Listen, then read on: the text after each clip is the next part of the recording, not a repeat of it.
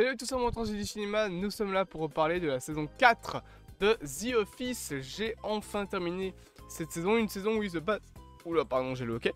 Une saison où il se passe quand même pas mal de choses, notamment Ryan l'intermédiaire, qui s'en va devenir un des grands représentants, on va dire, de Dunder Mifflin, enfin Dunder Mifflin, pardon, et qui va donc relier voilà, ces petites informations et devenir un petit peu casse-pied, notamment voilà, en crachant à la gueule de temps en temps de Jim et Dwight, et en remettant souvent à sa place Michael, qui est encore une fois un grand enfant dans une entreprise.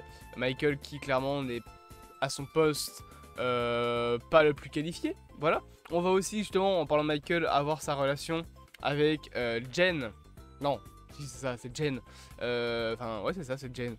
Qui va être un petit peu approfondie sur comment est-ce que chacun des deux ressent cette relation-là, comment chacun des deux la vit concrètement.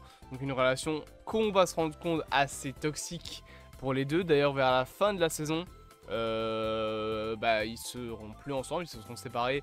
Et on verra que Jan, je sais pas comment on dit ça, c'est J-A-N, donc ça se dit Jen, mais voilà.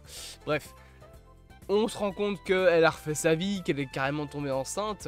Ou alors c'est le début de la saison 5 ça? Non, c'est la fin de la saison 4. La fin de la saison 4 parce que c'est... Ou alors c'est le début de la saison 5. Parce que c'est au moment... Non, c'est le même épisode que quand Holly arrive, et Holly arrive fin de saison 4. Donc ouais, c'est fin de saison 4, c'est l'épisode Adieu Toby. L'épisode où Toby s'en va. Toby, ce fameux responsable des ressources humaines qui était détesté par Michael parce que c'était un mec trop sérieux et qui travaillait littéralement, voilà, c'est un mec qui fait son boulot pour une fois. Lui, du coup, Michael ne l'aimait pas. On a d'ailleurs 2-3 moments où on comprend que Toby aurait bien voulu être avec Pam, donc Pamela, chose qui n'arrivera jamais. Parce que voilà, d'ailleurs ce plan-là était très nauséabond, je trouve. Quand voilà, tout le monde rigole, c'est la bonne fête, ils sont bloqués à ce moment-là dans un... Enfin, ils sont bloqués dans Dunder Mifflin parce qu'il n'y a plus les clés et que tout le monde est parti... Enfin, tout le monde, non, mais Dwight et Michael sont partis faire la fête. Et il va poser sa main pendant la rigolade sur la cuisse de Pam. Et là, bien évidemment, Pam et Jim vont arrêter tout de suite de rigoler. Et je trouvais ce plan assez nauséabond, assez malaisant, voilà. Parce que, bon, même pour rigoler, tu poses pas ta main sur la cuisse d'une femme, ou sur la cuisse d'un homme même, ou sur la cuisse de qui que ce soit. C'est quelque chose qui, voilà, c'est une limite que je trouve ne se fait pas.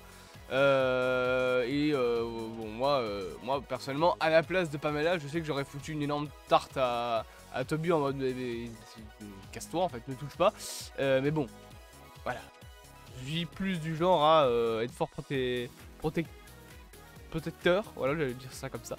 Mais donc voilà, on a bien évidemment la continuation de l'histoire avec la fusion Stanford et Scranton. Donc le seul qui reste de Stanford maintenant, c'est Andy. Enfin, ouais, c'est ça, Andy. Qui continue d'ailleurs à appeler Jim Tuna, alors que c'est son supérieur, c'est pas vraiment le meilleur truc à faire. Andy, je vous l'avais déjà dit dans la saison 3 et je vous le répète pour cette critique de la saison 4, je l'aime pas. Il est chiant, vraiment c'est le lèche-bot de Michael à 100%, encore pire que Dwight. Parce que Dwight il est juste con, voilà. Mais Andy c'est vraiment, il le dit hein, d'ailleurs dans la saison 3 il me semble, Andy c'est vraiment, il est lèche-bot pour dire de grappiller des places et un jour prendre la place de Michael. Il me semble le pire, il me semble que c'est ce qui arrive. À un moment t'as Michael qui s'en va et Andy prend sa place, et d'ailleurs apparemment la série perd en qualité à partir de là. Autre chose qui est développée, c'est la relation secrète entre Angela et Dwight, qui va se briser lorsque Dwight va tuer le chat d'Angela en le foutant dans le congélo. Un peu con ce type. Voilà. Et du coup ils vont arrêter complètement d'être en couple à ce moment-là, et d'ailleurs se faire la gueule, se marcher sur les pattes, etc. Au point que Angela, pour rendre jaloux Dwight, va justement entamer une relation avec, Andy. Et cette relation va aller voilà, assez loin entre guillemets, même si en même temps bah, elle n'est pas heureuse dans cette relation parce que c'est pas ce qu'elle veut. C'est pas la relation qu'elle a voulu avoir, parce que sa relation qu'elle a voulu avoir, elle, c'était bah, Dwight. Et à la fin de la série d'ailleurs, tu vas avoir le personnage de Phyllis qui va les choper, qui va juste vouloir de base aller dans la petite, dans le bureau pour aller chercher un truc avec des affaires à elle, et elle va tomber sur les deux en train concrètement de s'envoyer en l'air. Et cette séquence était très marrante parce que tu entends juste la boîte qui fait boink, qui tombe, et t'as les deux persos qui sont en train de regarder Phyllis en mode ah, bah c'est bien la merde. Ça par contre j'aimais bien, je trouve ça rigolo. Concrètement, donc voilà. L'humour de la série, je trouve qu'il est toujours assez bien géré. On a pas mal d'épisodes qui ressortent, notamment l'épisode où ils essayent d'aller dans le dans le bureau de l'ex de Jim, donc Karen. Alors je ne sais plus pourquoi, pour se venger, ouais c'est ça, pour se venger parce que il voulait prendre Stanley. Karen voulait débaucher Stanley de Stanford pour qu'il vienne travailler chez son bureau à elle. Et au final, à la fin de l'épisode, on apprend que Stanley n'avait jamais intention de faire ça, qu'il voulait voilà, rester un petit peu à Scranton, juste que c'était un moyen pour lui de faire pression pour qu'il ait une augmentation. Concrètement, c'est un petit peu ça l'histoire. Il y a beaucoup d'épisodes comme ça qui sont assez bien gérés en termes d'humour, je trouve. En termes de mise en scène, pardon, on continue voilà, à avoir la mise en scène qu'on connaît, donc en sorte de mockumentary, comme on appelle ça, donc ça veut dire un faux documentaire où voilà, on va avoir des interviews des personnages, etc.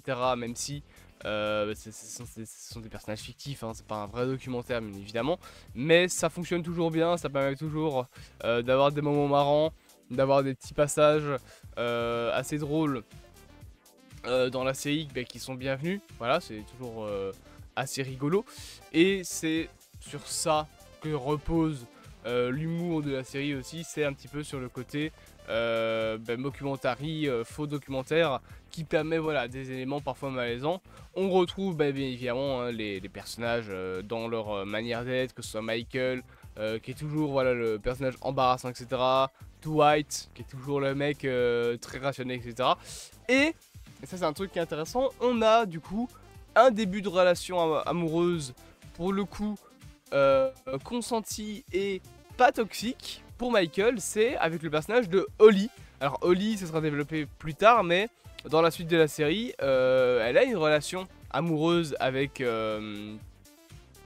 Michael. Ce que j'aime bien, c'est que dans les premiers épisodes, tu vois que tous les deux ils se tournent autour, mais sans jamais oser. Genre par exemple, tu as Michael qui va continuer à un petit peu la courtoiser, j'ai envie de dire, mais refuser ses propositions pour sortir. Et c'est à la fin, toute fin de l'épisode, que les deux vont finalement accepter de donner rendez-vous dans un restaurant, etc.